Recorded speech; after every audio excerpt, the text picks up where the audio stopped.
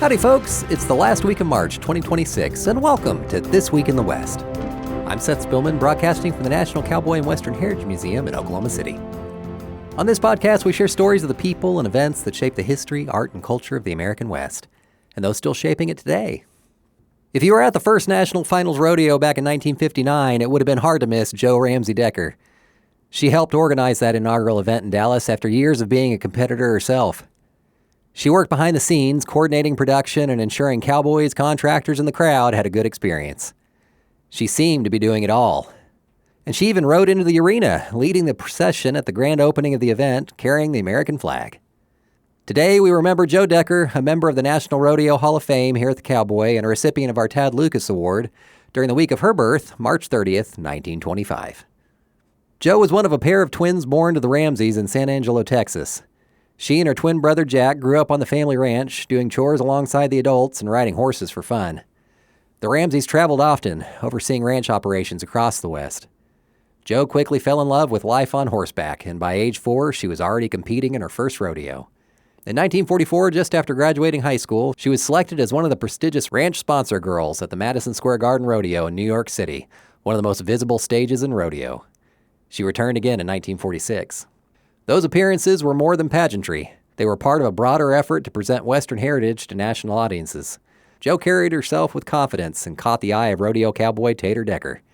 The two married in 1946, beginning a partnership that would last decades, both in life and in rodeo.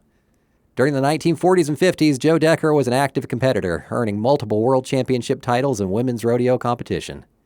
But during those years, women's events weren't always well organized. Sanctioning bodies came and went, and opportunities could disappear overnight. That wouldn't do for Decker, who became instrumental in supporting and promoting the Girls Rodeo Association, now known as the Women's Professional Rodeo Association.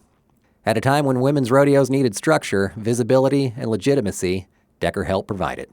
If Jo Decker had only been a champion competitor, her place in rodeo history would have been secure, but she went further. She began working as a rodeo secretary in 1946, launching a 25-year career that made her one of the most trusted administrators in the business. What is a rodeo secretary?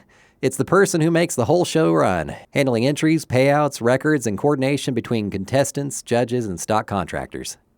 In her book, Oklahoma Rodeo Women, author Tracy Hanshaw held up Decker as a prime example of the role. Hanshaw wrote, "Central to the success of any rodeo is the job of rodeo secretary." Decker worked with some of the biggest names in stock contracting, including the Butler brothers, Harry Vold, Mike Servey, and Hoss Inman. She even handled rodeo details for Gene Autry. Then came the National Finals Rodeo.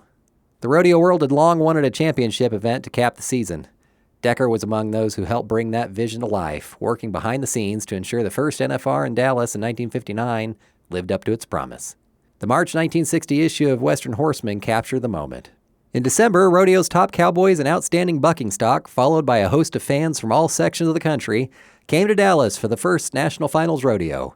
For long, Big League Baseball has ended each season with its World Series playoffs. Now, annually, rodeo is to have its World Series, the National Finals. In the dim and distant future, many an old cowboy grandpa will be able to say, "Yep, I contested at the first National Finals Rodeo in Dallas, Texas, way back in December 1959. Decker would go on to serve as secretary of the National Finals Rodeo 6 times. Her creativity extended beyond livestock and ledgers. In the 1950s, she launched a Western wear clothing line that became popular with celebrities and even royalty. Rex Allen wore her designs, so did Princess Grace of Monaco. For 2 decades, she balanced fashion design with rodeo work, helping bring Western style into the national spotlight. Jo and Tater eventually settled on their ranch near Clayton, Oklahoma. After Tater's death, Jo moved to Tallahena, where she died of natural causes in 2010 at the age of 85. And with that, we've tallied up the score for another episode of This Week in the West. Our show is produced by Chase Spivey and written by Mike Kaler. Follow us and rate us on Apple Podcasts, wherever you hear us. That'll help us reach more people. Come visit us in Oklahoma City. You can buy tickets online at thecowboy.org/tickets. Got a question or a suggestion? Drop us an email at podcast@thecowboy.org. We leave you today with more from author Tracy Hanshaw. A rodeo secretary is valued by contestants and other workers who recognize her importance. She is often referred to as the storekeeper and absolute boss. Much obliged for listening, and remember, come find your West here at the National Cowboy and Western Heritage Museum.